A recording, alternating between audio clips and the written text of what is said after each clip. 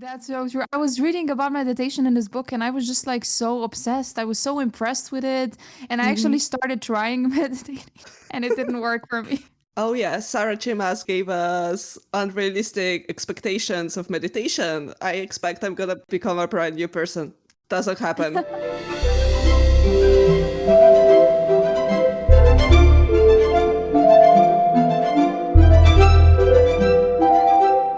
Hey guys, Nina here. Hey, and I'm Anya. And welcome to the More Than Fiction podcast.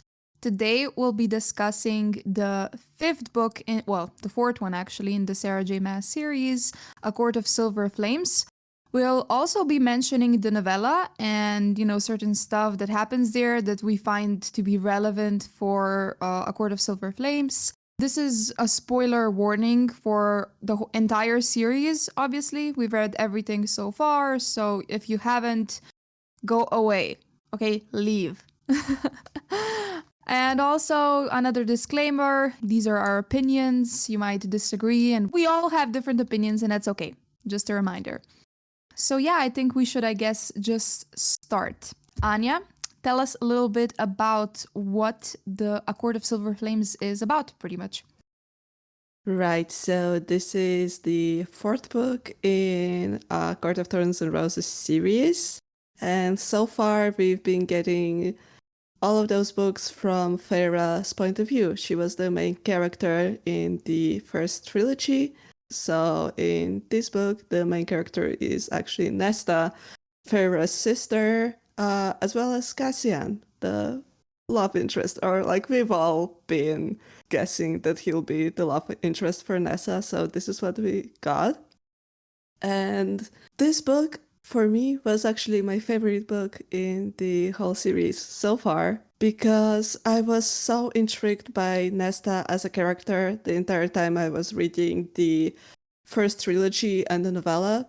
And as you know, if you've listened to the previous episodes, Nesta got on my nerves a lot throughout multiple times in this series so far. However, that intrigued me because I could tell that there is so much room for growth for her as a character and as a person. And all I wanted since I found out that we'll be getting her point of view is to see that growth. So I was actually like sort of excited by just how horrible she was being in previous books because that means we get so much opportunity to see this character improve and become a better person. And I am really, really happy that Sarah J. Maas did such a good job portraying that and portraying that journey that she goes through. And, at times in this book, I was pissed off at Nesta. I was really irritated by her. In other times, I was cheering for her. I was so happy with her. And I was actually more annoyed at other characters.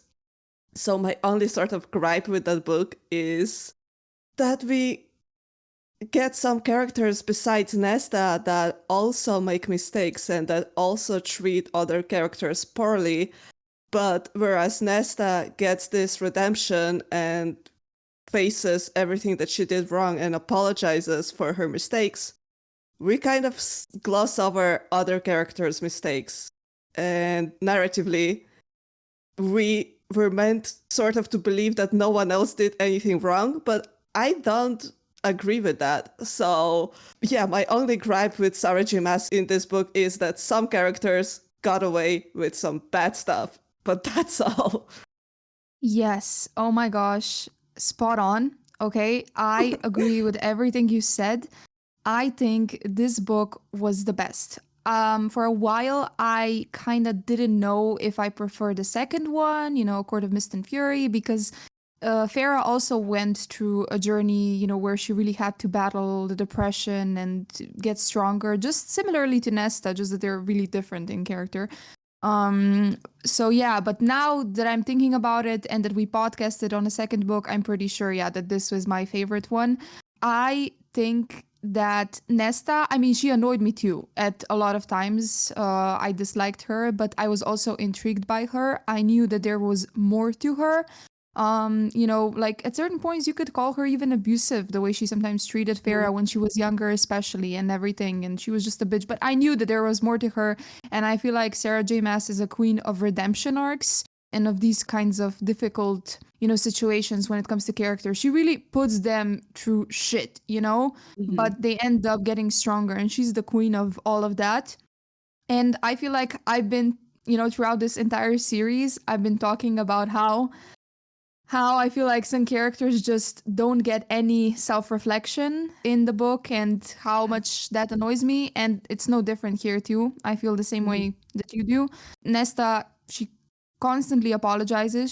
She's always the one that's in the wrong somehow, but she still apologizes. She still kind of accepts her faults. And I don't get that from the rest either. And I'm annoyed for that. It's like, that's what I'm trying to tell you. Like I've been trying to tell you before. I feel like Sarah J. Maas, she really just favors certain characters. She really favors certain characters. And she just, yeah, I don't know. She doesn't do the same for them for some reason. It's like they can do no wrong. I definitely see what you mean now. I'm sure we will get into it later, but yeah, truly, if you look at my notes, I was just like so frustrated at around 2/3 of the book. So I'm sure we will get to this point. Yes, we will. Okay, so now that we've established that we both love the book, let's start talking about it. So pretty much in the novella, I mean, we saw how Nesta's doing after the war. She's obviously very traumatized. She's acting out, drinking every night, sleeping with different men, which was a big surprise for me that she went down that road. I mean, I'm happy for her. You go, girl, enjoy yourself. But at the same time, she was so conservative always. She seemed so like Mhm. traditional that surprised me that she went down that route, but it makes sense. She just was looking for ways to kind of drown her sorrows and not think about the things that make her sad. Avoided that by being basically self-destructive. It was also really sad for me to see how she treated Cassian in the novella, for example, when he wanted to give her a gift for the solstice and he ended up throwing it in the water in the river. That made me so sad. I was super excited for like her journey in this book because I knew she was probably gonna get to the point where she'll change and where things between them will go, will get better. Yeah, true. That is true for the novella and the beginning of this book, where I could absolutely see and empathize with where Nesta is as a character and as a person. Yet at the same time, when she was being hurtful to Cassian, I was also really pissed off on Cassian's behalf, you could say. So I really enjoy like this way that Sarah J. Maas writes these characters where, I can absolutely understand why she's acting a certain way while also not sort of justifying her actions because it's just well written. It's complex. Yes. Exactly. Like you can kind of dislike her, hate her, whatever, but you also understand her. Mhm. So you can't really judge her that harshly. Yeah, it's really well written. It was so interesting when Cassian came to her apartment to kind of retrieve her. Well, basically what happened was he came to her apartment and he then took her to Farah's and Rhysand's house. By the way, they built a new house where they'll live now, which is cute. And yeah, they give her an ultimatum. She's supposed to go live to the House of Wind now and train with Cassian at the Illyrian campsite thingy. So of course that doesn't go well with Nesta. She doesn't want to go. I mean, I understood them. They gave her her freedom. They gave her time to sort out her things, but like this was like 1 year after the war, right? Like a lot of time has passed, 9 months or something like that. Mhm. I So don't remember exactly, but something like that, yeah. yeah, a pretty long time. So I understood that they just needed to do something to kind of, help her. I didn't judge them for that. So yeah, then she goes to the house and they go training to the Illyrian campsite, which I understood Nesta, by the way, why she didn't want to train there. It's like the first time you go to a gym, right? You feel self-conscious and you feel like people are watching you. And there, literally, she was put in the ring, surrounded by these Illyrian warriors who hate women. Of course, she's not gonna want to do that in front of everyone. So honestly, that kind of didn't make sense to me at the beginning. Like, why wouldn't you just train at the House of Wind? Like, you have a gym there or something similar to that. Why go to the Illyrian camp? Yeah, maybe they just like didn't think it through very well because yeah, they're probably just thinking from their perspectives and it's like they have a good gym, why aren't you training at the gym? But if they like took a second to actually like think it through, Nesta's point makes a lot of sense. Like of course she wouldn't want to be seen as weak and breakable in front of all those like horrible misogynists. Yeah, when she can be training on her own. So I absolutely get Nesta's point, but it did take me like a second to understand why exactly she wasn't training. Like then she kept repeating like I'm not going to be training here, and then I got like the emphasis on here. But before that, I could just like see that she's so stubborn, and also when that entire intervention was happening, she was like absolutely like stubborn and delusional and telling like it's all Feyre's fault, and if Feyre didn't drag her to this world, none of this would have happened. And I was like, girl, if you like went out and provided for your family, none of this would be happening, first of Yeah. all. So how are you blaming Feyre for the situation you ended up in? So that was like the point in the book where I was pissed off at Nesta while simultaneously being excited because like I knew that this is not where this character is gonna end up. So let's show her, you know, be horrible so we can see all the growth later. And yeah, I was like totally on Rhysand and Feyre's side here, where of course like they care about her, they want her to be better. Sometimes like you need that tough love, you know, if nothing else helps. Yep, I agree. I agree. But yeah, as for the training session, I think I kind of understood her immediately. I mean, she's the type of girl, she doesn't want to be seen as weak. And the first thing when, they went training to the Illyrian camp was literally on first thing on my mind was, why go there? So I understood like that it has to be a connection with that. But of course, she was annoying me too because I remember, Cassian, people don't like him there. They don't like Cassian or Rhys or Asriel, the Illyrians, I mean, and they don't really respect him, sadly. So when she kind of denied him, when he reached his arm out, for her to come and train, and she was like, no. And she knew exactly what she was doing. She understood that if she says no now, he will be embarrassed. And yet she still said it. And I get why, but it's like, it pains me to see Cassian hurt just because he's such a nice man. And he's very real to me. Like, for example, I prefer Cassian to Rhys. I don't know. I feel like he's the same with everyone. He treats everyone the same way. But with Rhys, I feel like he's perfect for Farah, and for everyone else, he's just like not. And nothing wrong with that, but it's weird with Rhys. For some reason, I just don't like him as much. He seems hypocritical at times. But Cassian is he just is who he is. You know what I mean? He's this Mhm. big teddy bear. He wears his heart on his sleeve. And I love those types of characters. Like, that's very brave. It's brave to wear your heart on your sleeve. And I love him so much. So I understood Nesta, but I was angry at her still because I was like, no, please don't do this to him. Yeah, I get it. I enjoyed him as a character and as a love interest as well in this book. Definitely in this book, I preferred him to Rise 100%. Yep, I agree. Also, it was kind of interesting at the beginning. There was a time when Rhys warned Cassian about Nesta being dangerous, and they discussed her powers and stuff. And I was just like, when did she prove to you that she's that dangerous? Like, what did she do? You know what I mean? Everyone keeps saying Mhm. how powerful she is, but like, she didn't really do anything. And how she killed the King of Hybern, but she didn't. That was Elaine. Like, again, I cannot stress this enough. Elaine killed him.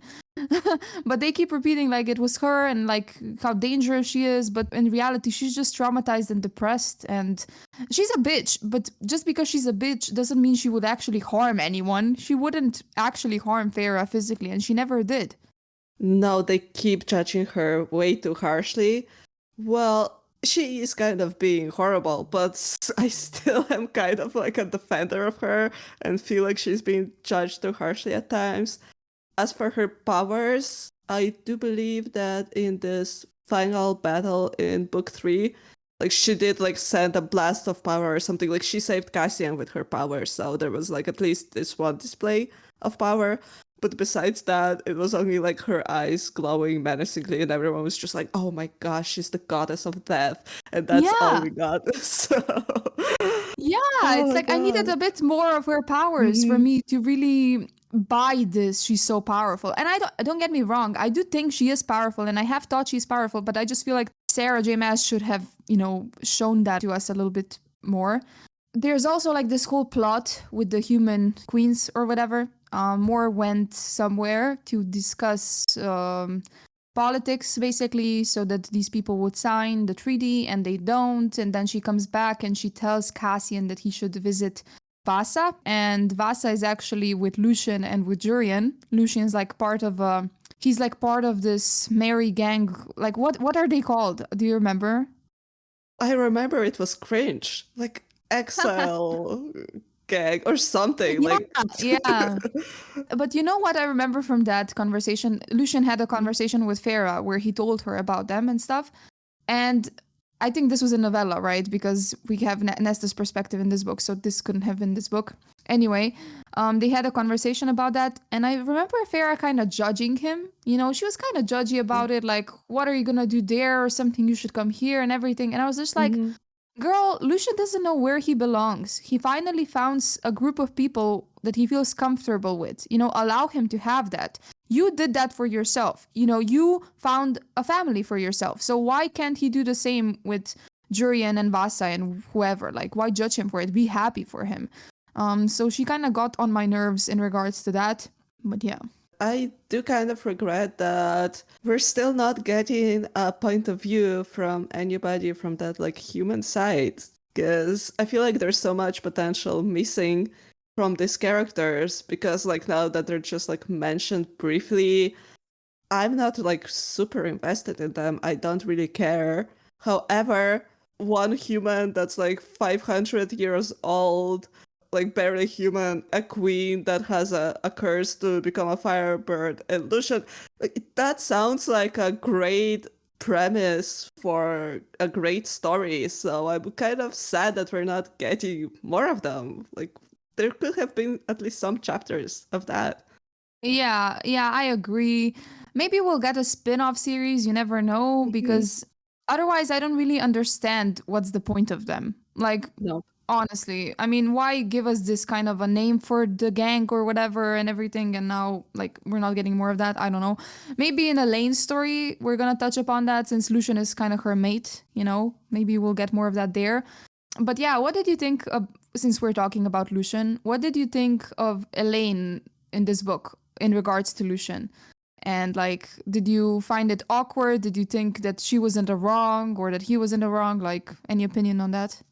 I think that I enjoyed that we got to find out more about the bond. I don't believe that was in this book, but we got more information on the mating bond eventually, and that it doesn't like necessarily mean true love forever and it's always 100% right.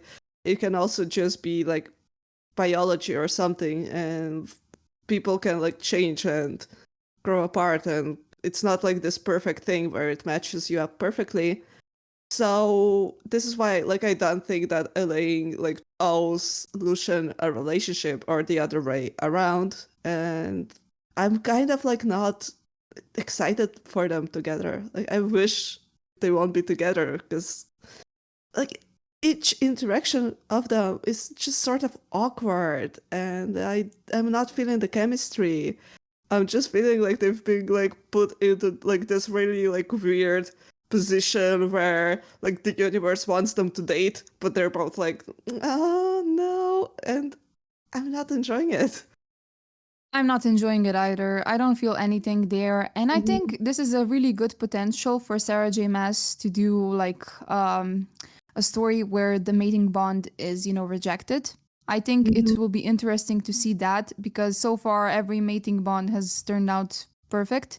Yeah. So I like the fact that she threw that in just because I know that she's gonna reject the bond. I don't think Lucian and Elaine Mhm. are endgame at all.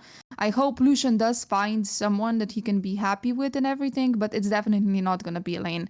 But yeah, I kind of did feel bad for him whenever like he gave her a gift, and she just kind of always she didn't even use it or she just rejected it, and I was just like, that's kind of sad. Like, at least use the gift. I mean, at one time he gave her gloves for gardening that would help her Oh not get yeah. any cuts or something. And that's useful, Mhm. right? And yet she Mhm. still, doesn't. And it's kind of like, okay. But whatever. Let's move on, I suppose. So, yeah, Nesta's, I guess, going through stuff. She's not eating properly. Cassian's kind of like really pushing her to eat. At one point, when they decide they're gonna train at home, that's when she finally agrees that, yeah, she's gonna train.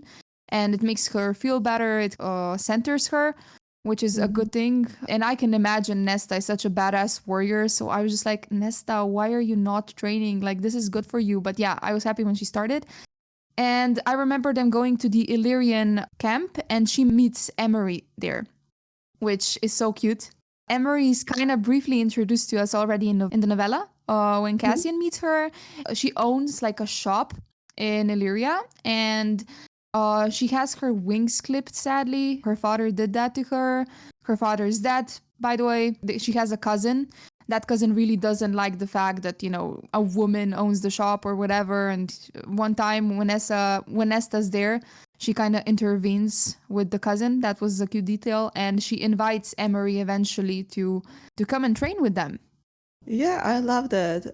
I really, really liked Nesta's friendships in this book with, Oh my yeah, with god. Emery and also with Gwyn. Like Nesta is also having to work in the library as part of the, well, intervention plan. So in the library, she meets Gwyn also, and she and Emery and Gwyn kind of become this like little trio of warriors throughout like all this training. I really, really enjoyed that storyline. I feel like Sarah this time did such a better job of writing this female friendship, and you could really like tell how much they've grown together, and that was like such a cute, nice part of the book for me. I really enjoyed that we got that.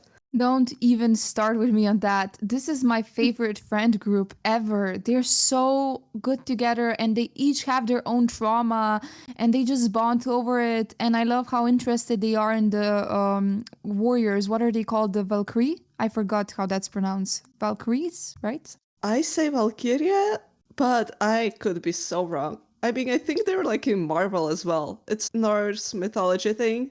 Mm-hmm. So I'm sure there's pronunciation somewhere that's correct, but I don't know it. Well, anyway, we know which warriors I'm talking about. So Hmm. I really love that whole aspect of it. And Gwyn is my favorite, I think, honestly. She's Hmm. so sweet and nice and kind and I was so happy when she decided to start training with them. And I feel like Nesta, Hmm. I mean, she was really smart about it because she kind of kept doing these little moves, in the library. So Yeah. Cassian was kind of forced to talk to her about it. And then she kind of pretended that she didn't know how to do something and he helped her. And the priestesses, they saw it. So that was really, really nice. A nice move from her. I was so proud. And after that, Gwyn decided to apply. And yeah, the rest is history, right? So cool. And also the moment where she stood up to the like really mean librarian. I forget her name, but the one that Queen was like interning for. Yeah. And and she like really just like put her in her place. And like I don't like often enjoy like those bitchy moments like, hi, I got you, but Nesta like really like did that. It was Yeah. cool. Like I feel like it was deserved. And then Oh, also yeah. like some priestesses like showed up to training after. So that was like pretty cool moment too. It was, it was. I loved it. I loved it. Then Emery eventually also shows up after Nesta kind of sends her spices because she said that she doesn't get enough spices in Illyria. And after that, she kind of joins, and they become like best friends. They fight together, they train together. They decide that they have to like their goal in the training is to kind of cut the ribbon. Hmm. But they eventually do that, and that was a badass moment. And I actually have a quote here from that moment that I have to read right now Okay. because I think it's like my favorite from the book. Okay. Okay. Gwyn whispered, I am the rock against which the surf crashes. Nesta straightened at the words as if they were a prayer and a summons. Gwyn lifted the blade. Nothing can break me. Cassian's throat tightened, and even from across the ring, he could see Nesta's eyes gleaming with pride and pain. Emery said, Nothing can break us.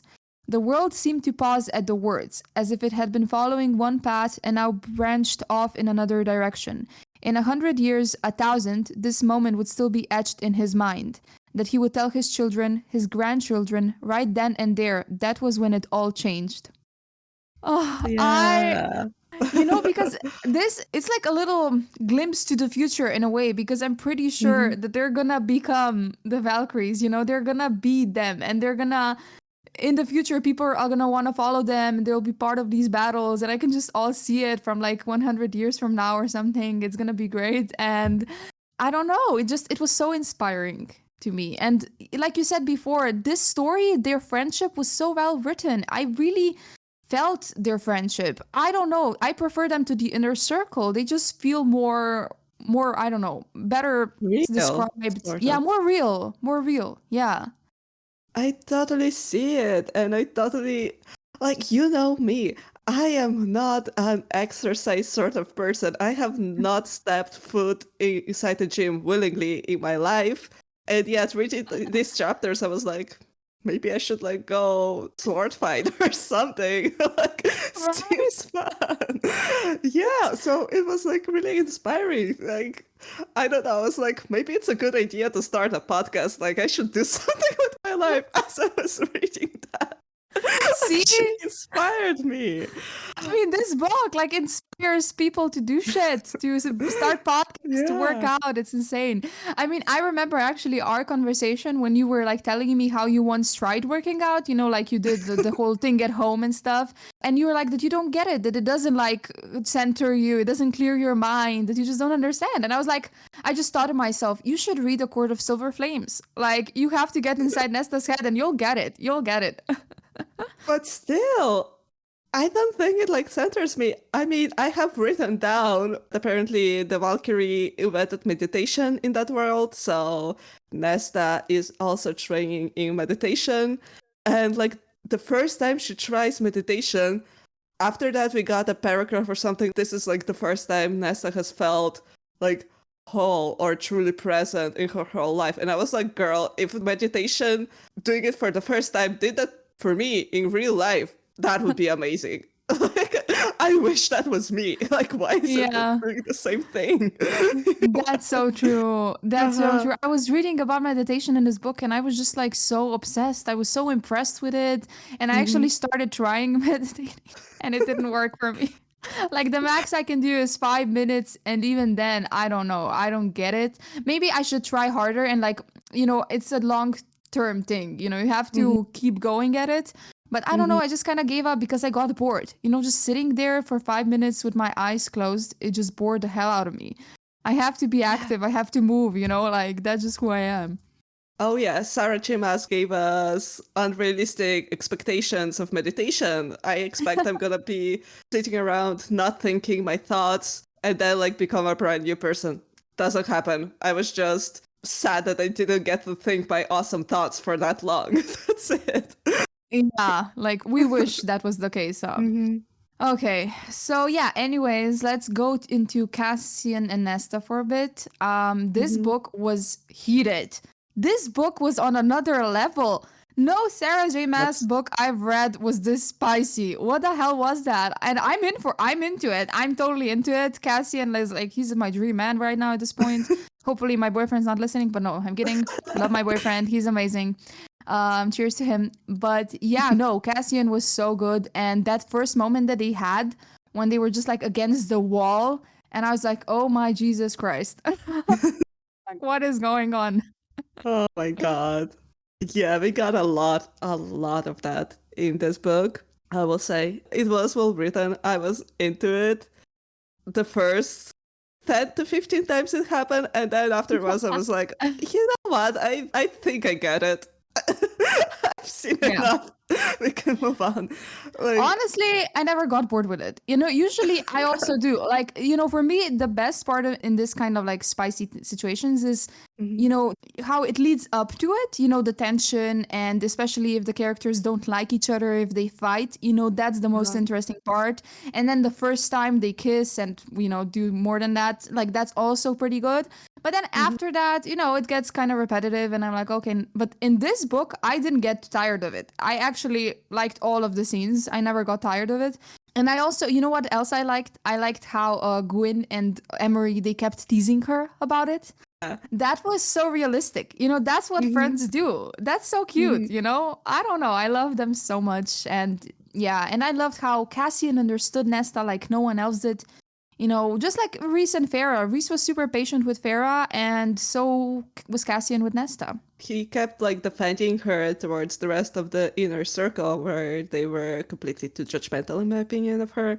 So Yeah. I enjoyed seeing that so much. And also, yeah, like when Green and Emery were like snickering and Cassie was like, hey, you three, like keep working. Like that was also like such a fun Yeah. dynamic.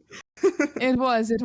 And like Mhm. I remember that one time when Nesta like went down on Cassian in that dining hall, and Azriel walks in and it's just so awkward. And then he sits on at the table, and when Nesta leaves, and Cassian's like, couldn't you have waited or something? And Azriel was like, I'm eating at the table where your dick got sucked. Just like shut up. I'm like, oh my gosh, this is so awkward. So Oh funny. my gosh. Yeah. Yeah, I mean, there were times where I was like mid spicy scene because there were so many of them in the book, and like I went answer text, did something else. Then it was like, okay, let's get back to. I don't remember where I am in this book, and then it was like, and she was sucking dick. So, like, I was like, okay, we're back into it. Oh my god. Deeply. Yeah. Oh shit. Yeah, that it was an interesting ride. I remember like reading Mhm. this, and my mom, she kind of interrupted me in the middle, and I was like, "Mom, stop it. It's getting interesting." And she's like, "Well, what's happening?" And I'm like, "You don't want to know. You don't want to know." So cringe. But yeah. Okay, let's skip to the part, for example, where they ask Nesta for help, right? They Mhm. need her to find the trove. The trove is like these three items. It's the mask for raising the dead, the harp for opening doors, and the Mhm. crown for influencing people, I guess. And they need to find them, and they need Nesta's like abilities to scry or something to get to them. And Elaine, at a certain point, she kind of offers to do that. And of course, Nesta's completely against it, completely overprotective. And then she's like, that was so awkward when she says, why can't Farah do it? And then when you were in her head, you could read how she said, I was aware that like this was me showing everyone how much I prefer Elaine, but I didn't care at that point. And I was just like, why? Why do you prefer Elaine? I still don't understand. I still, didn't get it at that point, and I was just so frustrated.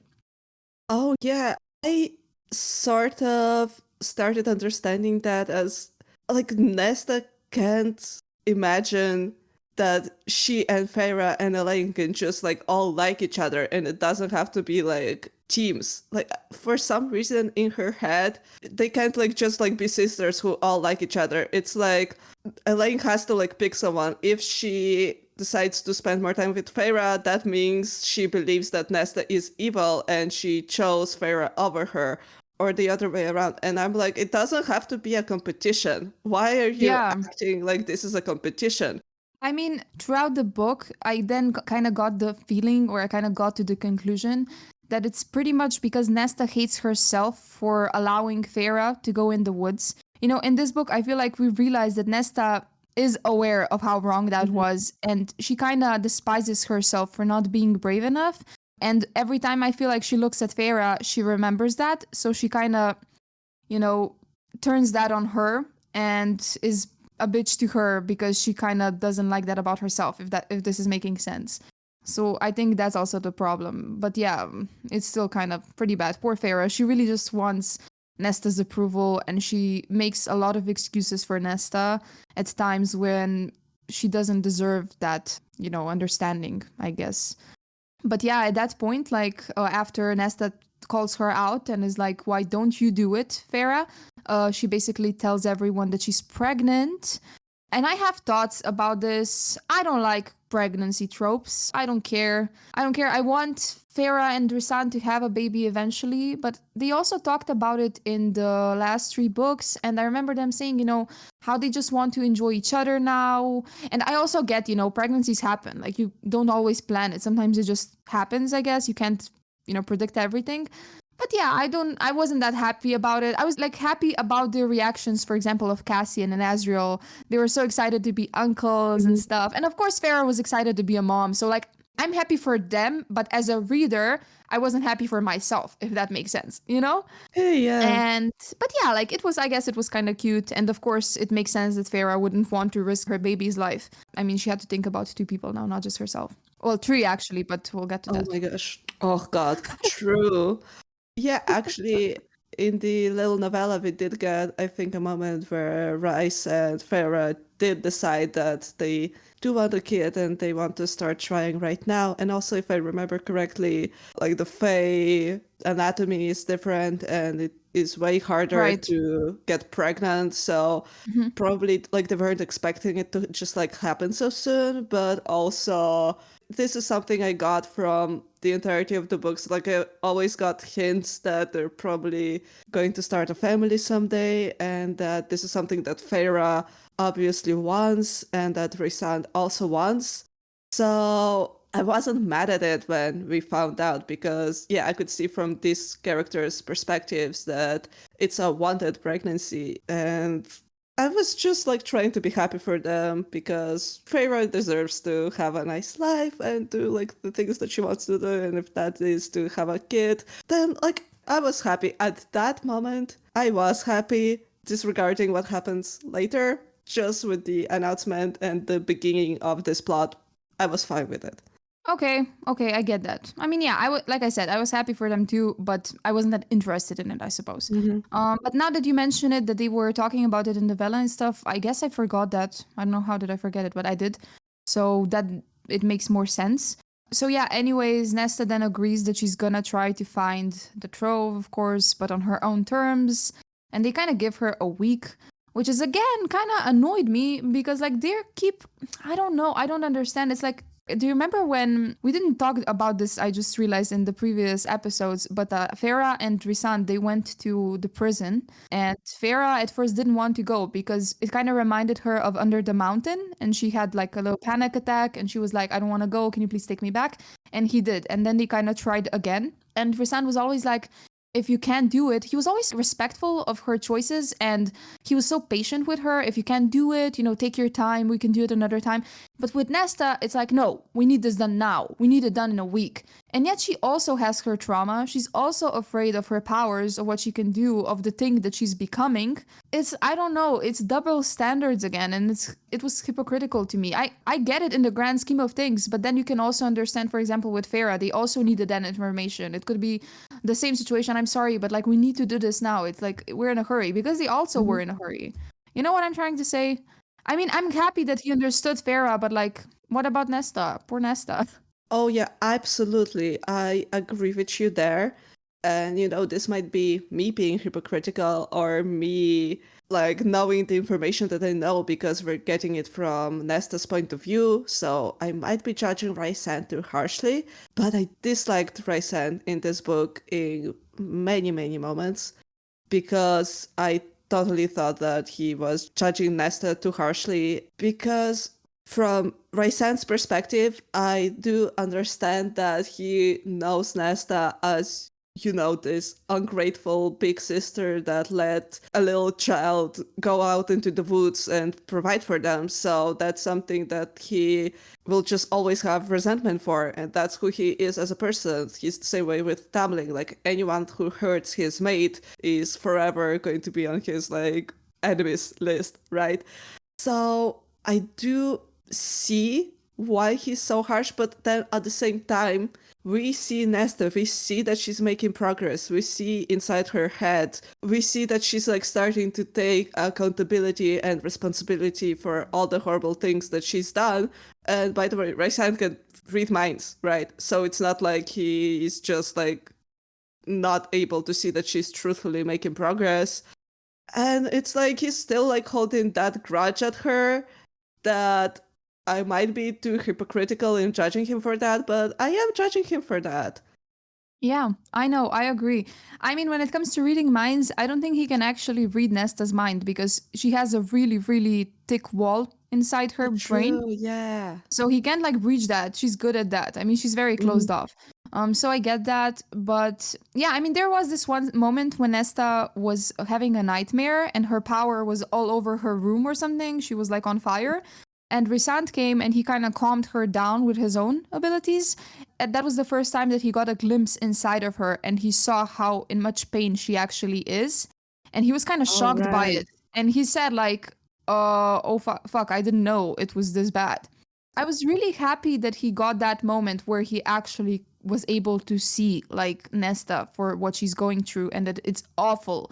But I don't feel like he really changed then his behavior towards her much. He had that moment Mhm. of understanding and then he was just kind of the same. I don't know. I didn't get a bit of a big change from him. I mean, especially that one time when he said he's gonna kill her, but we'll talk about that later. Jesus, Um, yeah.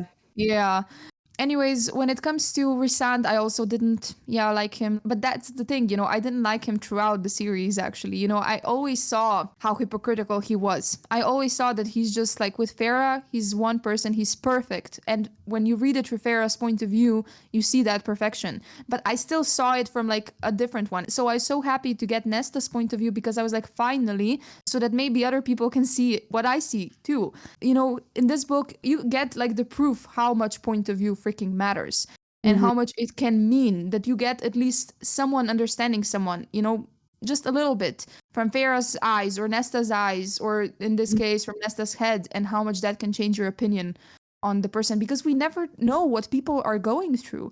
And I feel like it's the same in life, you know. It's easy to judge people, you know, he's a bitch, she's a bitch, he's a bully, but like, why are they like that? No one seems to ask themselves that. And that's what I try to do in real life and in books too. So I guess that's why I sometimes give the characters more credit, even though it may not seem like they deserve that credit. Yep, we got deep, Yeah. but that's good. That's good. Yeah. So, I mean, since we just talked about the pregnancy, it makes sense to also say that the baby will have wings. We find this out later. And that's why Reese is kind of, you know, on edge all the time. And Farah doesn't know. He decides not to tell her, which I hated because, like, it's her body, it's her baby.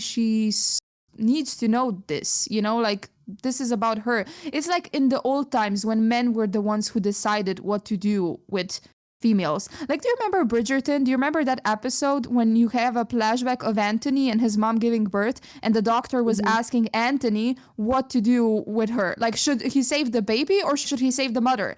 And the mother was like, it's my body. Like, you should ask me this, not him. He's a kid. He's like 18 years old. What does he even know? And it felt like this here. It was like, how can you decide this for her? Like, tell her. Oh my gosh.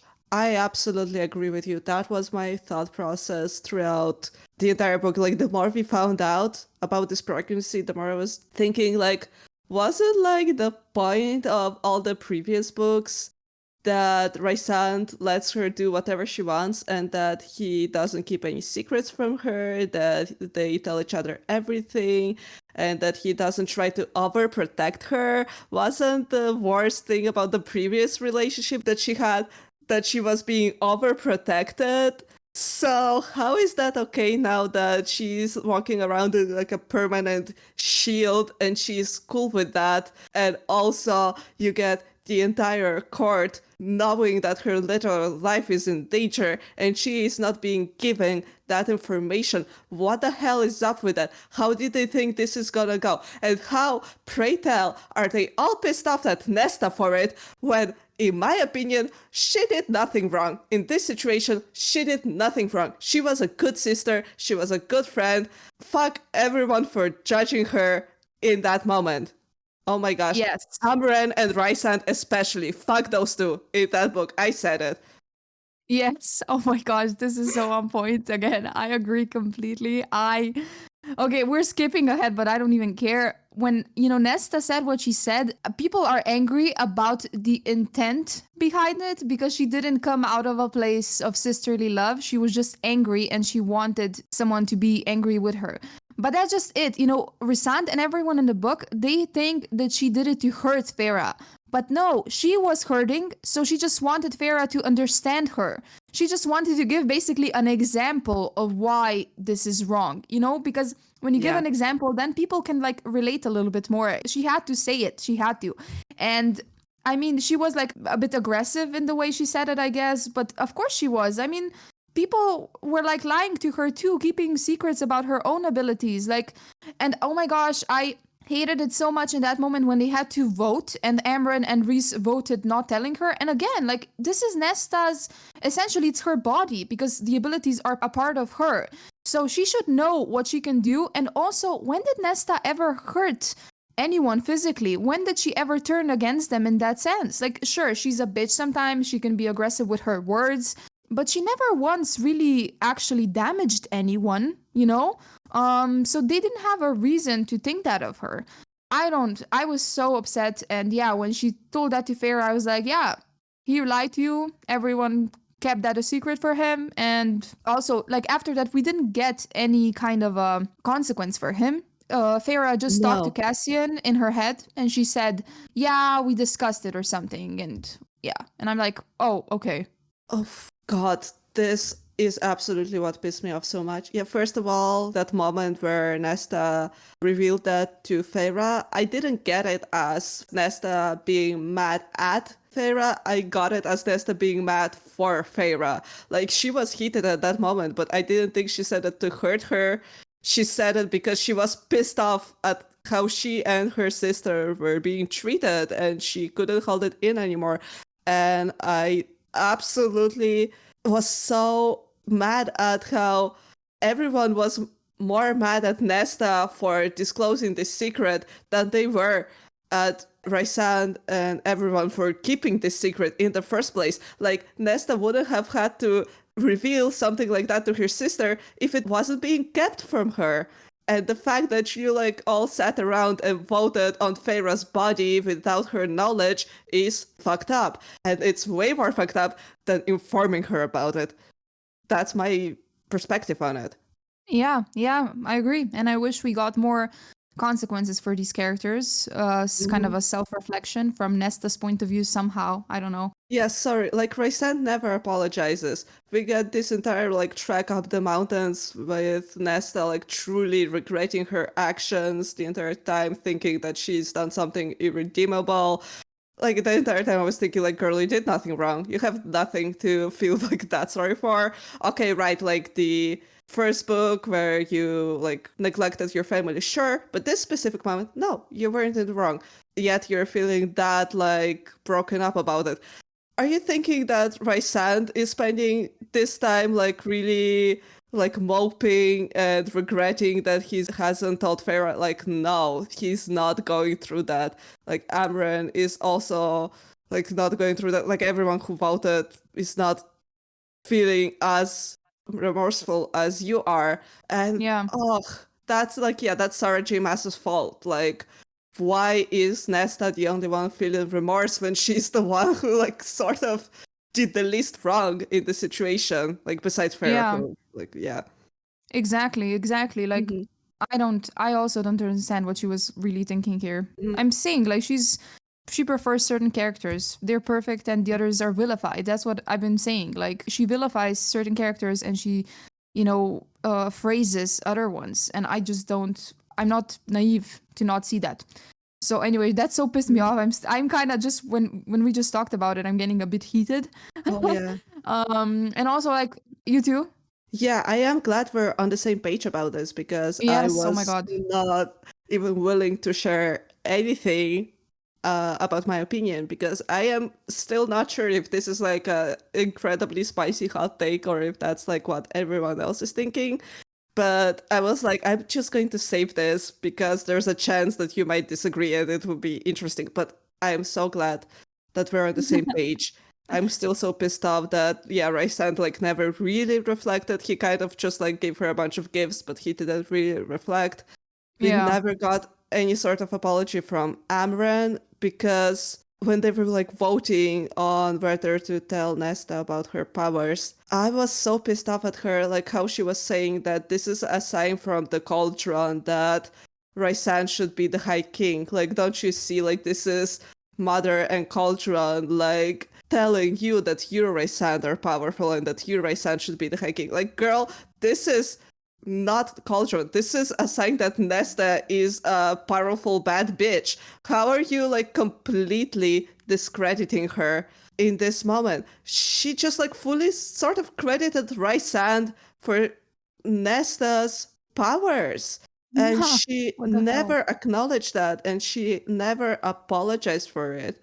And I get that she's like keeping a grudge for something that happened like on a boat. Like Nesta was super rude to her. However, that still, I feel like, doesn't give her the right to like completely ignore that she has powers and that she did something cool with them. And I was so pissed off at her at that moment. Yeah, and this whole Rhysand should be king thing came out of left field for me because Oh my gosh, yes. Rhysand never once said that he wants to be king. I actually think he said the opposite. Mm-hmm. And everyone in this situation was like, yeah, you should be. Yeah, why not? And I'm like, do you not know the guy? Do you not know the man? I mean, being High Lord is too much for him sometimes. Like, Yeah. seriously, Jesus, I can't even. Ugh. And the fact Mm-hmm. that Nesta went on her knees to apologize to Amron, that was too much for me. Getting on your knees? Who the fuck is Amron? Like, what? Yeah. Like, what happened is that Nesta was slightly rude and, they had this falling out on a boat. And that deserves this sort of apology, whereas Amran voting to not teach her about her powers, to keep her in the dark because she doesn't know how to use them. Where's that logic? Like, since she doesn't know how to use them, let's keep not teaching her about it. That's sure going to work in our favor, right? Like, Yeah. that I feel like was such a worse sort of offense, like, worse way to treat a friend than whatever happened when Nesta was rude to her, that I was so disappointed that we sort of got Nesta apologizing, but nothing the other way around. Yeah, it's like they were taking certain things that Nesta said in the past and her like general bitchiness and kind of manipulating it. Like, Mm-hmm. in the sense that everything she does is wrong. Everything she says is wrong. Like she can do no right pretty much, she can just do wrong. So Nesta got to the point where she actually believed that she has to apologize for everything. And that's manipulation. It's not good. And Nesta grew so much throughout this book. But I don't know, I'm kind of sad about the fact that she thinks she has to apologize about everything. Because not so many of these things were not necessarily her fault. And Rhysand saying that he's gonna kill her went way too far. I was just like, I was staring at the page and I was like, for what? Are you kidding me? Are you kidding me? Oh my gosh, I so agree with you. That was the moment where Rhysand should have been like, oh shit, maybe I shouldn't be lying to my mate and my wife and the mother of my children about what's happening to her body. Instead, he was like, oh, no, I gotta kill her sister now. Jesus, no self-reflection, no growth, no understanding that maybe you're the one fucking up in that moment. Ugh. Yep, yep, I know. Mm-hmm. Oh, Jesus. Yeah, like that was all too much. Okay, now I guess we can talk a little bit about the retrieve. I mean, she had to retrieve the harp, the crown, and the mask. Yeah. So they Mm-hmm. went on these little like missions, and I think the Mm-hmm. first one was what was the first one? The mask, right? Yeah, and they went to the middle, to like the bog. Yeah, That's, yeah. yeah. That was a pretty good, I think. It was a creepy like scenario. I liked Mm-hmm. it. I was kind of traumatized when Nesta went under the water because like the idea of being dragged underwater is so super scary to me, and I actually Mhm. felt her anxiety. So that was well written and traumatizing, and the fact that that thing like wanted to pretty much rape her first and then kill her. What the actual hell? That was gross, and yeah. But I'm glad that she found the mask, and I love the moment when she put it on. She walked out of that whatever water and was such Mhm. a bitch, and such a badass bitch. I loved Mhm. it so much. And the fact that Azriel and Cassian they kneeled for her because she is, I don't know, the goddess of death or whatever. That was kind of cool. That kneeling scenario was cool to me. Oh yeah, yeah. The ending of this scene was cool. Like, yeah, I was like rooting for her to find a way to defeat this scary fucking monster. But at the beginning of that scene, I was just like screaming at her, at my little e-reader, like, "Don't climb that tree! Stay in the tree! What are you doing? This is like number one mistake of anyone in a scary situation. Just stay there." Don't go anywhere. That was like pissing me off. I don't like that trope where someone is like being told like stay away from danger and they're like, yeah, okay. Yeah, now I'm going to danger. Like, Jesus, come on. Yeah, yeah, because like, what are you really gonna do? Are you seriously gonna swim the swamp? Are you kidding me? Like, you were Hmm. just discussing how monsters are pretty much living down there, so you're gonna get yourself killed first. And anyway, in that like whole scene from Cassian's perspective, we discovered that Eris's soldiers were being kind of mind controlled. Hmm. And to me, I was kind of obviously, thinking it's probably the crown, like since the crown's the thing that influences. And yeah, at the end, it turned out that it was that queen, Brylin, the old hag. She kind of was controlling these soldiers. And yeah, Eris was really mad about Cassian and Azriel killing them. He was just pissing me off too. The way Eris treated Cassian, the things he said to him, he really knew what to say to make Cassian hurt. And Hmm. I hated it so much. And I loved that time when they were in the spring court. I guess I'm skipping around again, but whatever. They were in the spring court, Cassian, Eris, and Nesta. And I loved how Nesta defended Cassian. But yeah, Eris got on my nerves. And the fact that he proposed to Nesta after what, like one dance? I mean, she has some moves, you know? Yeah, she's powerful. Who wouldn't? But still. Yeah, that's true. That's true. And Hmm. I mean, if we're talking about the whole dancing thing, I really like the story Elaine told about how, when she was young, she was basically, her mother was raising her to become this seductress so that she could get Hmm. married off really well and stuff. And how at 14, she pretty much got this prince. I mean, not a prince, but he was a lord or something, Yeah. and a duke, I don't know. And she got him to propose just to get back at a girl that was being mean to Elaine. I thought Yeah. that was so cute and nice. And yeah, like then she did pretty much the same with Eris. I loved it. Hmm. So yeah, then another mission, they also had to go into the prison, which I was kind of disappointed about. Like we went to the prison 2 times already. Why couldn't the hearth be hidden somewhere else? Like somewhere we haven't been before. For example, in the autumn court, somewhere new, I guess, so that we can discover that place too. But yeah, anyways, they went there, they retrieved the hearth, and Cassian was attacked by this evil, I don't know what, an evil god or something creature, and Hmm. Nesta defeated it. So she was a badass. Everyone was super impressed about that. Yeah, like she got that flashback of the queen as she was, I mean, flash forward, flash present moment. I don't like she saw the queen as she Yeah. was holding the harp, and she also, right, was like sort of speaking to that harp, and she told to like open the wards. And Mm-hmm. she did that, and she opened the wards. And as it happened, I was like, everyone is breaking out of this prison, aren't they? This is going to be an apocalypse. But then it turned out that she only opened the door that was like adjacent to the harp. But that was a bit of a lost potential because imagine that scene if literally every scary thing that's inside that prison got released at that moment. That would That would have be so been like, cool. yeah. Yeah, that's true. That's true. Mhm. We can talk about the hike with Cassian. After, she confronted Farah and all of that, Cassian pretty much took her on a hike to this lake that is supposed to be like really, good rejuvenating or whatever, good for the Mhm. soul. And the entire time she kind of didn't speak. She was quiet. She, of course, she was like, sad. She felt guilty. And it was such a beautiful and sad moment to me when they arrived to the top and she just broke down and started crying. And the first thing that she mentioned was her dad, how guilty she feels about that, how every time she hears, the fire, she can just hear his neck snapping.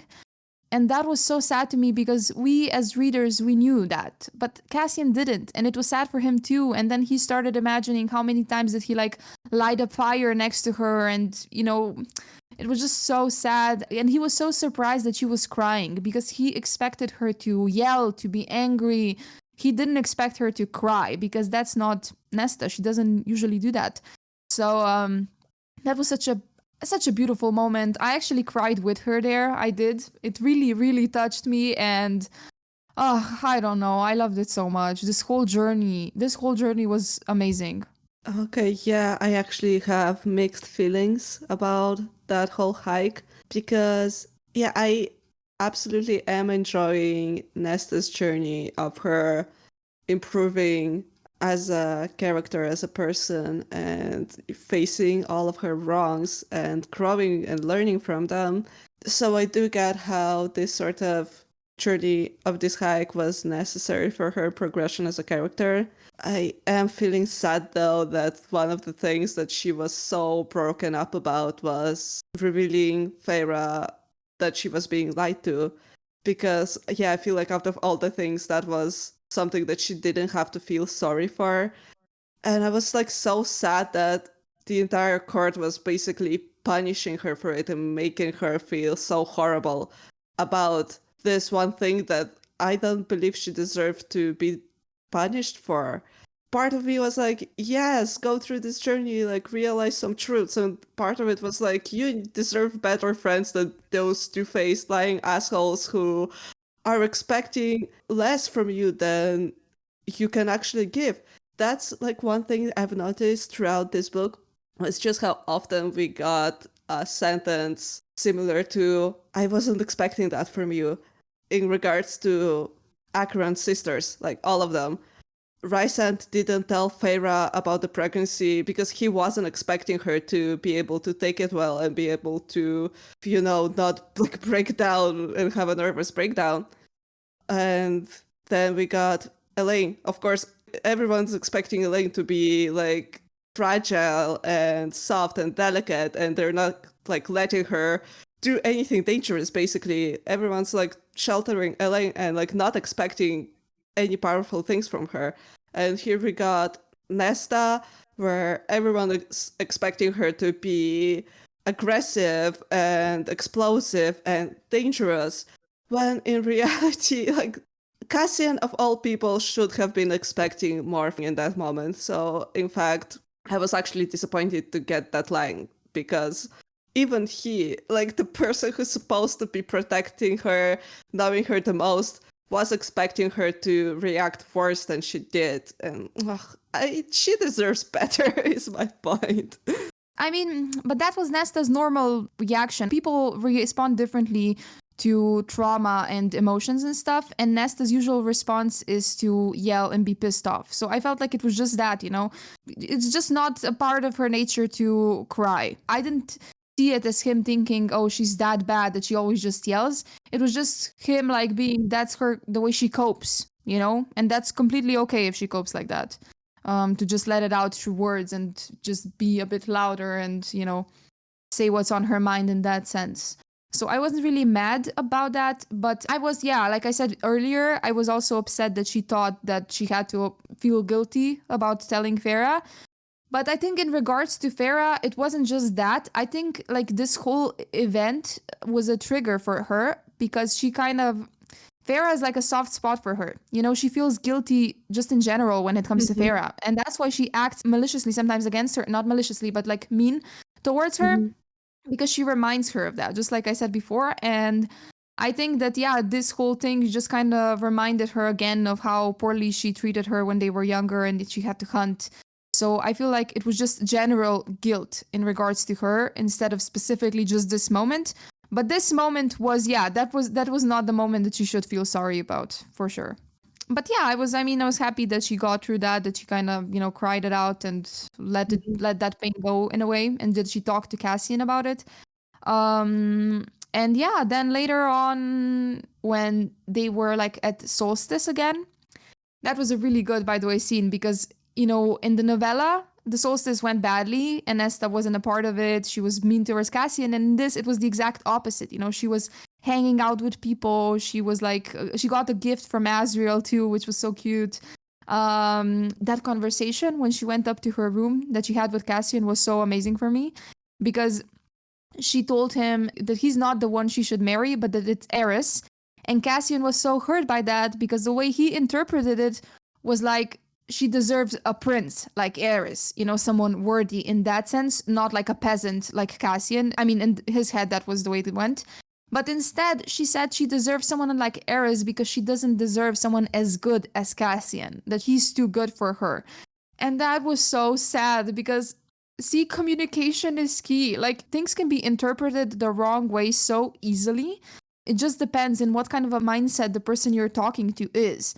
So, oh, I was so happy, by the way, that at that time she just kind of explained herself. I was afraid that she would just leave it at that he would leave the room and they would have this argument again for stupid reasons. So I was so Mhm. happy when she actually explained and they had that tender moment. And it was good because after that they kind of made love. They didn't have just sex, they actually made love. It was different, it was more like tender and stuff, and I really like that we got that too, because maybe that was missing from their whole sexual interactions. It was always very rough and passionate, but not that tender and emotional. So this was the first time they actually connected like that, in that sense, emotionally. And it was a really nice scene to me in general. True, yeah, yeah. I was really glad that they got to the bottom of that conversation and didn't just like storm out, imagining something in their heads when, the other person was saying something different. So I was glad to see like good, clear communication. But also, yeah, my heart was kind of breaking for Nesta for thinking that she doesn't deserve to be in a relationship with someone good. Yeah. Oh God, that was just, I don't know, that like punched me in the heart. I don't know, like Yeah. that's like Yeah. too, Me too. that's too much. Stop calling me out. But yeah, and I was like, so yeah, I was basically like glad to get that, and also yeah, to have them finally, yeah, like take the relationship further, I guess, because this whole time, like I'm saying now how good the communication was in this moment, but beforehand, that whole time, like Nesta wasn't inviting him to stay over because she believed that, he wouldn't accept that. Meanwhile, Cassian was thinking, well, she's not inviting me to stay and cuddle, so she must just want me for sex, and that's it. And I was like the whole time, like, Yeah. idiots, come on, like, get your shit Yeah. together. You both Get love your each shit other. together. Oh Yeah. my gosh, I totally agree. Oh my god, yeah, that was frustrating. Just talk to each other. I mean, Hmm.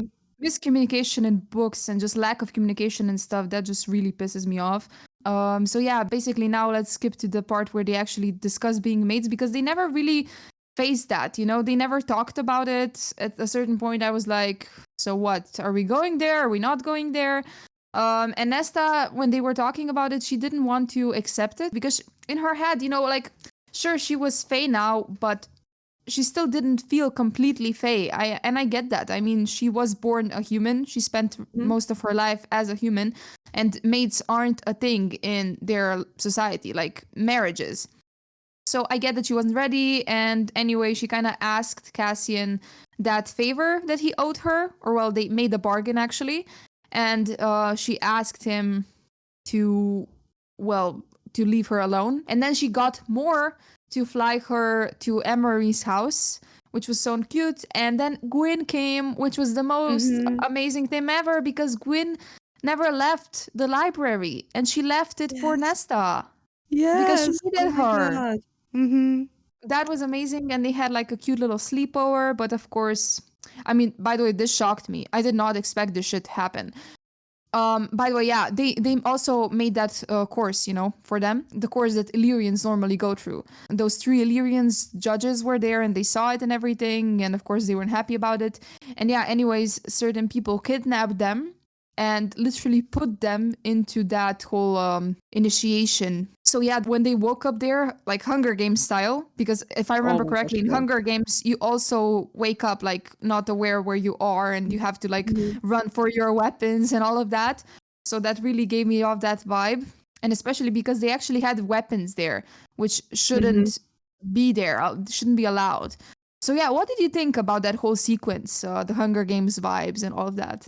Like, yeah, as it happened, I sort of understood that I actually should have seen it coming just from how many like descriptions and flashbacks we were getting from Rice, Cassian, and Asriel's time when they were the champions of this initiation thing.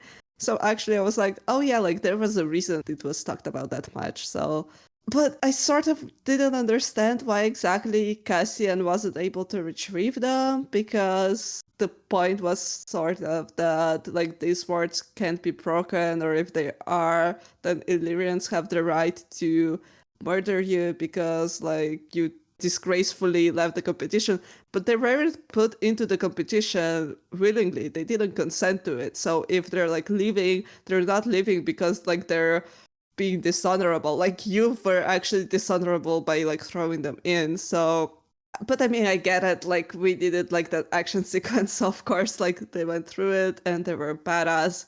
Yeah, I actually enjoyed it, and I do feel like we've gotten enough of them training and becoming good warriors that it felt like justified that they were doing as well as they were doing. So I did enjoy myself reading this. Yeah, I was like shocked, and I was disappointed that I didn't see it coming. I was like, yeah, we got hints. Seriously, Nina, you can do better. But yeah, I was happy reading it. It was super thrilling, exciting. It was kind of interesting because we also got Cassian's experience sometimes. You know, it was like Nesta's chapter and then it was his. And every single time I was like, I don't want to read this. I want to read Nesta's part because it was more Sure. interesting, you know? And I just kept like reading very fast the Cassian's Mhm. parts. But again, I was annoyed by Rhys. Oh my gosh, oh my Jesus, like seriously. When he basically ordered Cassian to go like help Eris. He was Mhm. kidnapped and they had to help him. And I was like, oh my gosh, Rhys, if Farah was kidnapped like that and if she was thrown into a situation like that, you would have killed everyone to get her out. And like, here you are ordering your best friend to just go and worry about someone else.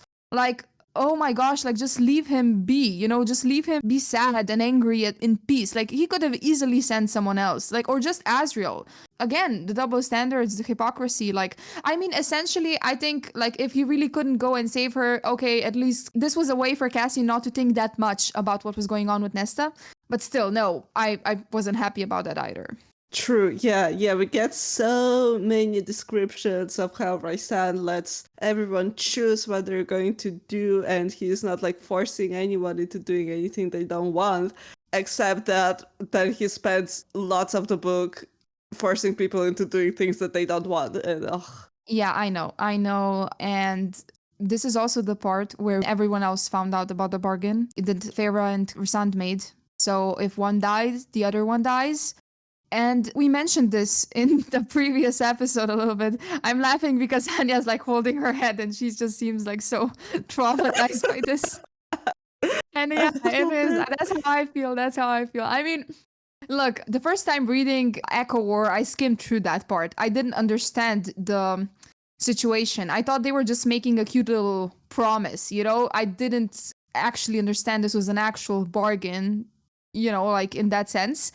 So I was just like, you stupid guy. I mean, Amarin was really good here. She said, you stupid romantic fools, something like that, you Yeah. know? And I was like, exactly. I mean, didn't you think about your future children? That if one of you died, they would essentially be orphaned, they would be Oh left my god. alone. And since you're a freaking high lady and he's a high lord, one of you should stay put to rule, right? I mean, that's also the point of having two rulers.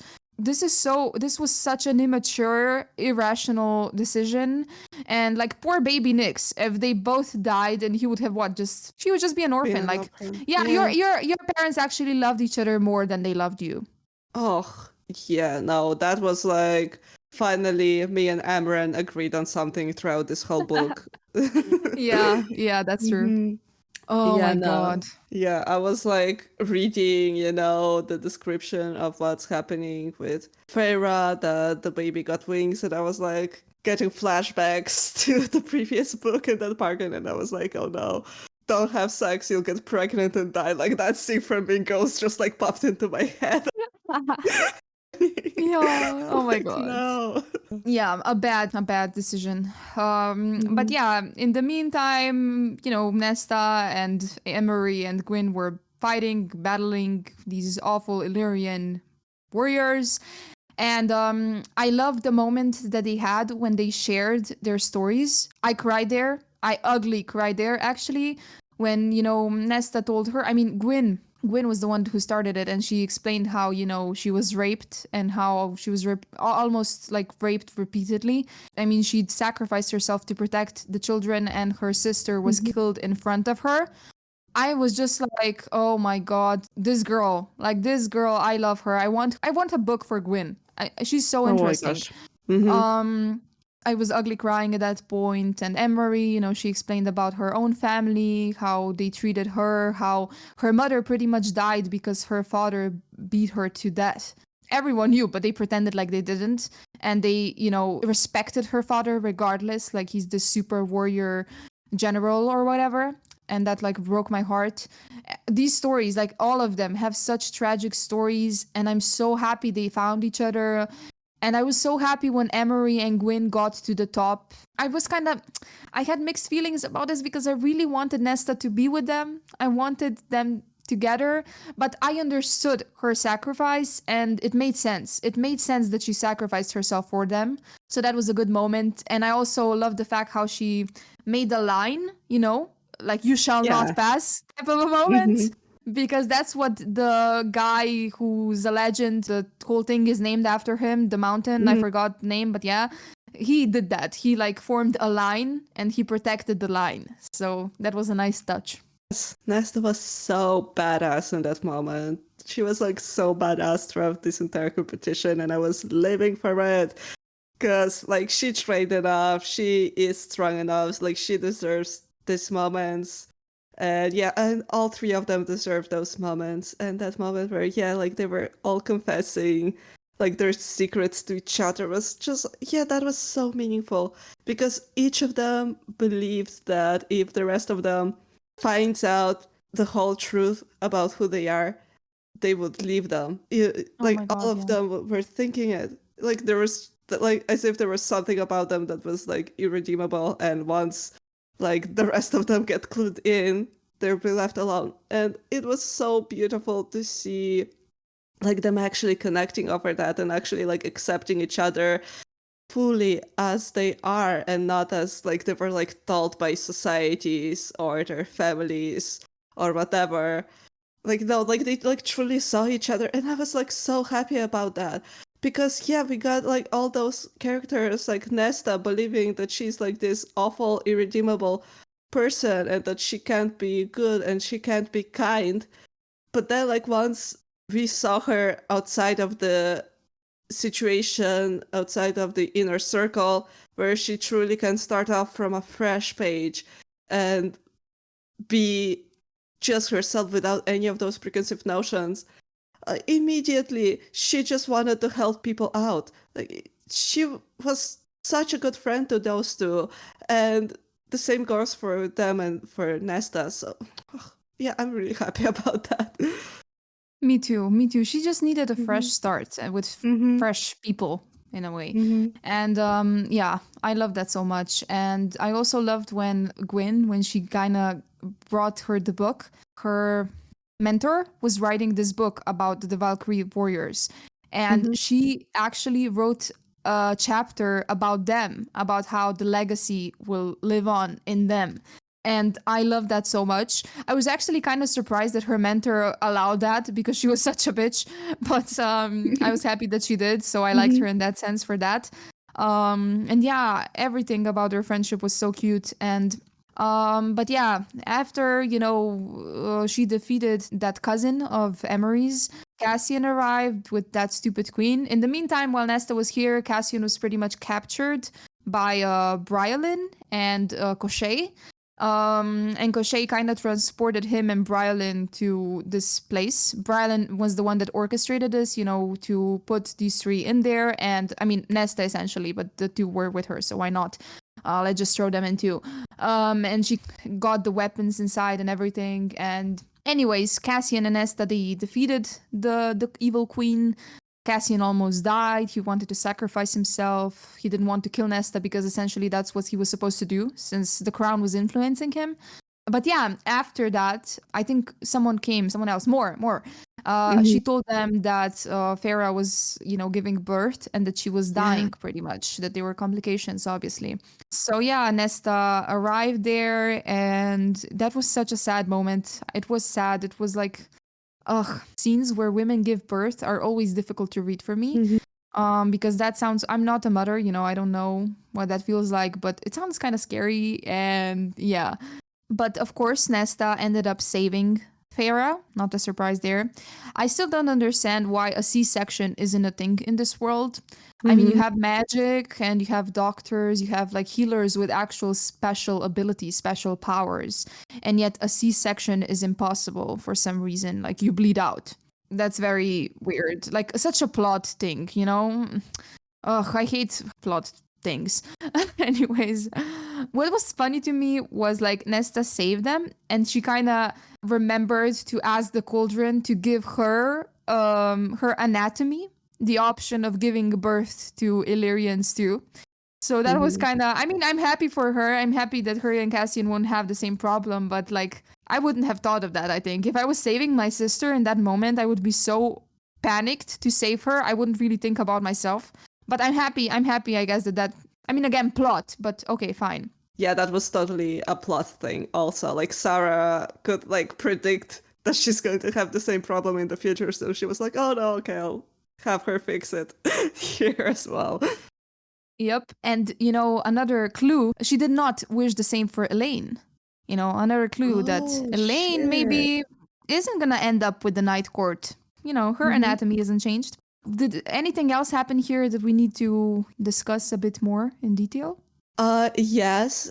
So about the final battle, what I really, really appreciated was that finally we got to see the whole extent of Nesta's powers.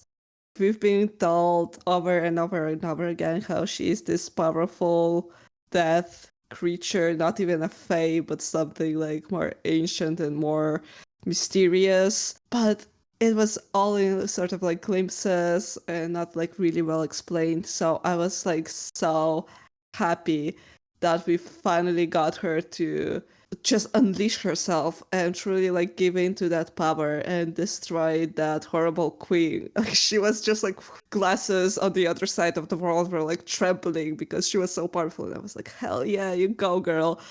But then they went out to Feyre and as a sacrifice in order to save her sister's life and the baby's life, she gave those powers up. And I do want to find out what's your opinion of that. I was annoyed. I was annoyed that Hmm. she. I mean, I'm happy she saved Farah and the baby and Rhysand, whatever. Don't get me wrong, but I wish she was still this super powerful creature. She still has abilities. She's not powerless. The Cauldron seems to like her, so he didn't take away everything. But yeah, I don't know. I really wanted her to be this all powerful creature. Same, me too. I am disappointed that this pregnancy story ended in the way that it did. I did not mind it, as I said, when it started, but with the way it progressed, we got like the inner circle acting like really like shit towards Feyre. And then we got them not really solving the problem throughout the entire book. As you said, they had plenty of time to invent the C section in the very least.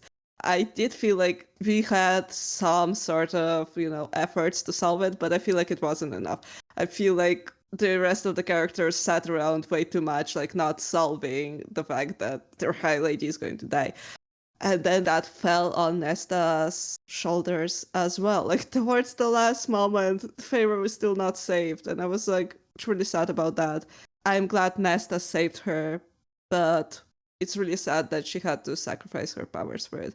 Because I do feel like as a character, she's like wasn't one of those sort of character who like truly wouldn't have never felt good with having powers. I felt like we finally got that moment where she embraced them and then they were taken away. And that's just unfair in a way for me. I agree. And it felt like Sarah J. Maas really wanted to redeem Nesta in regards to Farah because of the way she treated her in the past and stuff.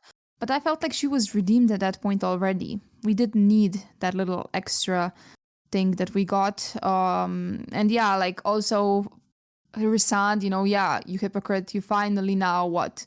Go on your knees to Nesta and are like, anything you want, I will give you. And I just rolled my eyes at that. I was like happy that they are finally on the same page, but he just really frustrated me. I don't know. I mean, I love morally gray characters, and I felt like in Echo War, from Farah's perspective, like I told in the previous episodes, it felt like he was all Mr. Perfect at certain points, And I did not appreciate that. And now finally from Nesta's perspective, we got a different, vision of him. And he was again like more morally gray, which I appreciate. But at the same time, he wasn't the type of morally gray that I like because he was a hypocrite. I don't know how to explain. I like morally gray characters when they're not hypocrites, when they just are who they are unapologetically, even if that means they're assholes, but they don't hide behind this facade of being perfect. I feel like Rhysand, he does, the way he carries himself, he's like a good guy, and at least we saw that from Farah's perspective, and I don't know. I hope I explained myself well, but yes. No, sure, yeah. This book left me disappointed in Rhysand. Definitely Amren and Rhysand were some of my favorite characters before going into this book, and I was sort of pissed off that, I left this book disappointed in some of the characters that I thought were like really cool. And that is a shame, actually, that it happened. But I don't know. We'll see what's going to happen in the rest of the series. Yep, we'll see. Okay, now I think that we've discussed this entire book. Anyways, it ends with the idea that Nesta and Cassian are now happy and they're about to get mate married, which is really cute. Nesta wants this big celebration, and I'm completely for that. And I wish we could see it. But we also get 2 extra chapters in this book. One chapter is pretty much about Farah. I mean, it's from her perspective, and she's talking with Rhysand. They're picking baby names, and they end up choosing Nyx. Nyx was like a goddess of something, and I like that. I think it was really cute, and Nyx is a cute name. But yeah, there was like this interesting conversation about Elaine, which I felt like was a foreshadowing maybe for Elaine's book, in which, Farah pretty much asks Rhysand if he thinks Elaine's boring, And Rhysand pretty much says that she's just kind and that he thinks that there's more to Elaine that everyone else seems to, see her for. And I thought that was interesting because that's exactly what I always thought. Like we've discussed, that Elaine is always just overprotected, that she can't show her real potential and who she really is. So I appreciated the fact that Rhysand kind of did notice maybe. Yeah, I agree with Rhysand's point, but I do think that whole conversation was a bit too fanficky for me. It was like as if they were like saying things that the fans wanted them to say, if that makes sense. It was sort of like, hey, let's give a hint about what happens with the next book in the most obvious way possible with this sort of like stilted and unnatural conversation. I did even like check with you if I'm reading like the actual novella and not a fanfic, because it was like a bit awkward for me. I don't know. I can totally see that. I mean, yeah, the thing is that a lot of the fandom thinks that Elaine is boring. So that was like basically Sarah J. Maas giving that little hint of, what will come. And that's why I Mm-hmm. appreciated it, because I feel like some people, like I said, in this fandom, I mean, no judgment or anything. It's just sometimes it feels like people really can't understand characters that they don't know that well.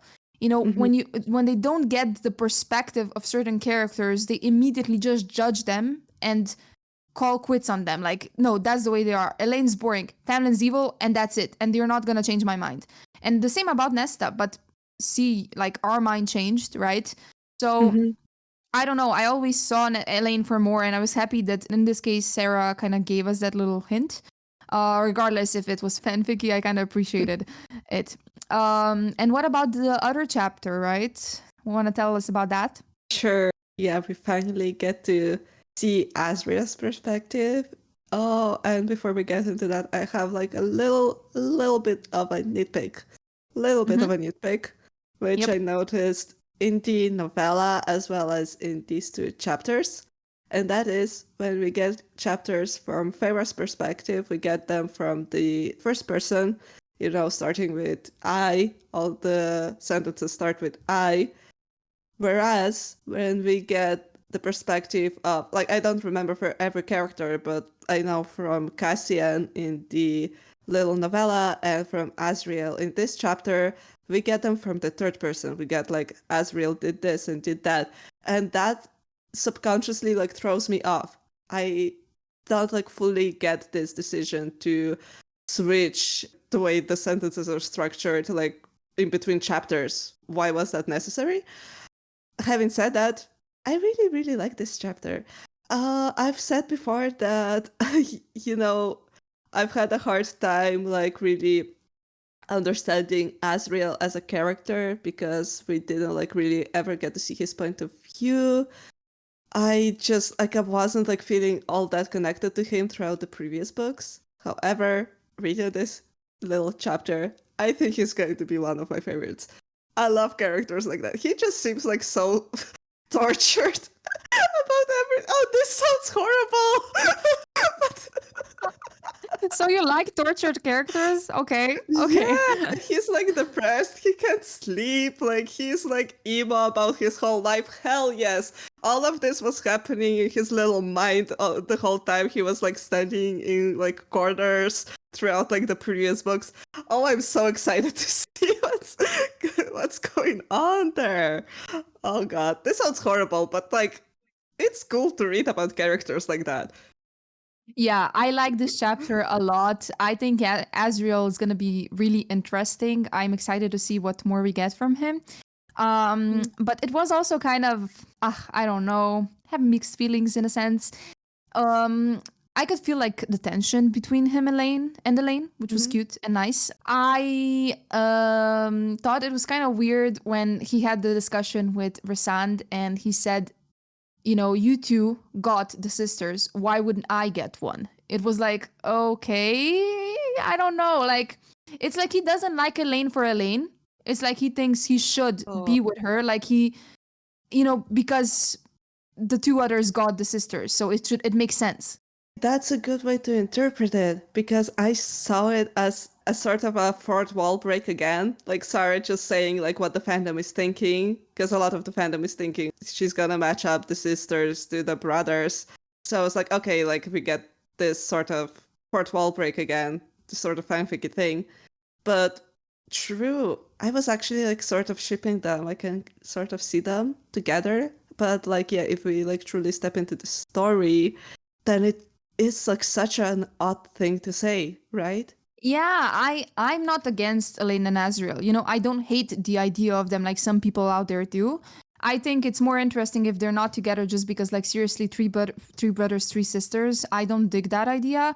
But I was like also not against it. If she does go in that direction, I would be fine with it. And I think like in this sense, when they almost kissed, I did kind of feel chemistry there, so that's a good thing. But yeah, that what he said there bothered me. I didn't really that really did bother me honestly. And then another thing that caught my attention was Gwyn. I don't know if you've noticed that little detail, but when he talks about Elaine, he says that his shadows hide away. But when he had an interaction with Gwyn, he said his shadows danced around her. Actually, no, I did not notice that part. That's a good catch, yeah. Yeah, I'm honestly like, yeah, I'm not really feeling him and Gwyn together. I sort of sometimes I do just like for it to be a friendship between, a male and a female character For sure, rather for than sure. a relationship. Like sometimes a chemistry between two characters who like potentially like can be attracted to each other. Like sometimes it works better as a friendship for me, and those sort of relationships can also be interesting. So I sort of like don't want her to push Queen and Azriel together. I mean, like what's even happening now? Like we have Lucian and Elaine, but also Azriel is into Elaine, but also could be potentially into Queen. Like it's getting to like a relationship for square, and that's just too much for me. Like I I mean, sort of yeah. I have a lot of theories about this whole thing. I have a lot Okay. of theories, but I don't want to discuss it right now because we said we were gonna do an extra episode. I did kind of like set the direction a little bit, I guess, but it's basically just about the extra chapter, what it says. Like it literally says that his shadows danced around her, whereas Hmm. in Elaine's situation, they hid like they always do. So they were different around Gwyn. And that's I feel like an important point that Sarah wanted to make. What did you think about him regifting the necklace? Yeah, I don't know. Maybe that's just like me like rejecting another sort of romance, but I don't know. I didn't like really love it. I mean, I'm asking just because, again, like I saw so many comments in the fandom about how awful that was that he regifted the necklace. That, like, in general, that's not what one does. And that it's probably going to cause friction in the future because if Elaine sees the necklace on Gwyn, she's going to be like, well, what the hell? Exactly. That's mine, right? I still Yeah. don't imagine Elaine fighting with Gwyn about it or Gwyn fighting with Elaine about it. I don't think they're those type of, women. Hmm. But still, it can be a bit awkward. And but I don't know. I didn't really mind it that much. I think it was just Asriel being kind. He just wanted to show some kindness to Gwyn because she kind of needs it. Just like a little bit of a gift that will maybe cheer her up and make her day. So I didn't really think, like that was being hypocritical of him, like just regifting something he meant for Elaine. But at the same time, it kind of sends me a message again because if you really care that much about Elaine as Elaine, I don't think he would have done that. He would have probably held on to it or something, or threw it away like Cassian did. Yeah, probably. Plus, like, I don't know if that's just a custom in our world. Maybe like the Fae world is different. But like you just don't like re-gift gifts. That's a bad look, right? If, he wanted to make Queen happy, wanted to like give her a nice present, he should have gotten something personal to Queen. Like, I don't know, give her like a dagger or something. Like, don't like re-gift something that you meant for someone else. That's like, yeah, sort of rude behavior, I think. Yeah, I mean, it was kind of weird. When I saw that, I was a bit, okay. Oh, okay. I wasn't like happy about it, but I wasn't sad or angry about it either. It was like Mm-hmm. more of a, well, that's a weird thing to do, but fine, whatever. But yeah, I felt like this Azriel's chapter was super interesting and it gave a lot of little clues and it made me excited for the next book. And I'm kind of angry. I mean, kind of disappointed that we're probably gonna get it in a few years. Oh So yeah. until then, we have to do these discussions, okay, so that we can stay sane. Oh, true. Yeah.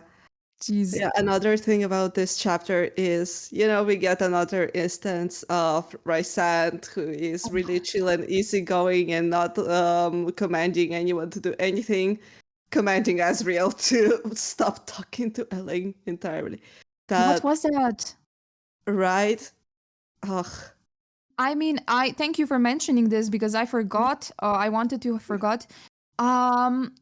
Look, I get his point of view. I get how this can be a political issue, especially since Mhm. Lucian is a pretty important ally. I'm not an irrational person to not understand that point of view. But the way he went about it bothered me. Like the way he was so strict with Asriel. He was just like a Mhm. general there. He wasn't a friend. He wasn't being compassionate at all. He instead of asking him like, I don't know, do you have feelings for Elaine? Are you in love with her? Like what's going on there? that kind of approach. I mean, seriously, man, what if Azriel was in love with her and you would what? Just forbid him to be in love with her? Yeah, honestly, yeah, like doesn't he of all people like Rhysand should understand that sometimes like love is more important than like having like a political alliance or whatever. Like what if that was Feyre? Like you know? Oh, I actually just remembered something and I don't want to lose that train of thought.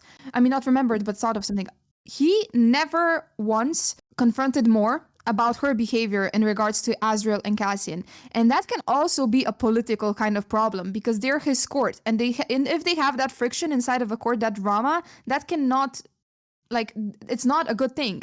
And yet, Azriel does one little thing in regards to Elaine, and it's completely an issue, and he confronts him immediately. And he even says, like, he says to him, "What about more, Az?" And I was like, "What about more?" Like, she's mean to him. She sleeps with people. Is he supposed to mope for her for the rest of his life? Are you kidding me? What's that Exactly. message? What is that? Yeah, it's like Rhysand just like ships him and Mort together, but also expects them to figure their shit out without messing with it. But also like they're your court, they're like your subjects, and they need to work together well as a team. Like you're well within your rights to sit them down and have them like talk it out. Because that's exactly, you've had like 500 years with those people, and you just like let like ancient drama to just like keep happening and like messing with those relationships. Like yeah, as a leader, you should be able to like talk it out with them. Ugh. Yeah, and if not, like if you're not willing to do that, then this decision to confront Azriel really confuses me. Because if you're Mhm. not willing to confront more in regards to this whole thing, and you're willing to confront it doesn't make much sense. Like do both or do neither, you know? Yeah. Yeah, I didn't think of that before. I actually just thought of this now and I'm proud of myself. Mhm. Okay, yeah. So anything else to add into this book, entire book? Did we forget something? I loved the house. I loved the conscious house giving gifts to I loved Nesta. it so much. That was amazing. The house was so cute and it loved to read smutty romance books. And I'm like, are you kidding me? I want this house. Where can I get it? Give me a house. Like, that was amazing. And the fact that Nesta created it, that was also cute because she believed she can only create awful, evil things. And she created a house. She created her friend. You know? I mean, that's such a cute idea. I love Sarah J. Uh, Maas for that. I really love her yeah. for that. That was so You know what nice. it was? True, yeah. You know what it was reminding me of a little bit? Hmm. What? Janet from The Good Place. Like just like giving Nesta and the girls like stuff the whole That's time and being true. really nice. That's so Janet Yeah. for sure. Yeah, good comparison. Yeah, and like they were so cute when they were like having a sleepover, and yeah, she was just giving them romances and talking to them and basically Mhm. pampering them. Yeah, Mhm. that's a good one. I'm glad you mentioned it. Um, and also, what did you think about the steps? Nesta was always like challenging herself with the steps and stuff. Yeah, I sort of loved it. I sort of loved it as like this metaphor for Nesta's progress and her growth and development as a person. Like, you know, her challenge throughout this book was to like grow and to face everything that she did wrong and become a better person. And I feel like those steps were like really meant to represent that in the more physical way in the story. Like we saw her like trying to conquer them over and over and over, and then she finally did, and it was like hell yeah. So I did enjoy it, this part of the book. I did too, and it was nice when she kind of came after she won them. I mean, she did it the first time when she confronted Amryn, but then when she did it on her own, just because of pure reasons, and she came and there was this like the starfall, ball, and it was really cute because she just was dragged there in her gear, in her fighting gear, and she just enjoyed that night with Cassian, and she cried Mhm. when she saw the stars, and it was nice. It was cute. Yeah, it was sort of like, yeah, like she was dragged to that house against her will and then spent the whole time like trying to run out of it. But then like the fact that she like finally conquered those stairs and then chose to go back. That was like sort of her like accepting herself, I feel like, and not running away from who she was anymore, which was a really nice way A, to represent it. a really nice way, and you put it very nicely. I like it. Cool. Okay, so I think we're done here, right? This was Yeah. such a cool conversation. I really liked it. And I hope you guys, listeners, liked it as well. If you did, don't forget to subscribe, to follow us on our Instagram and on our TikTok. We appreciate and love the support. If you have any of your own, like, opinions that you would like to share, please let us know. Or any interesting theories. We are all into that. We're into that too. And yeah, in the next episode, we'll have like a mini discussion about theories and let us know how you like it. And well, see you then, I guess. You then, I guess. Yeah. Bye. Bye, Bye. everyone. Bye.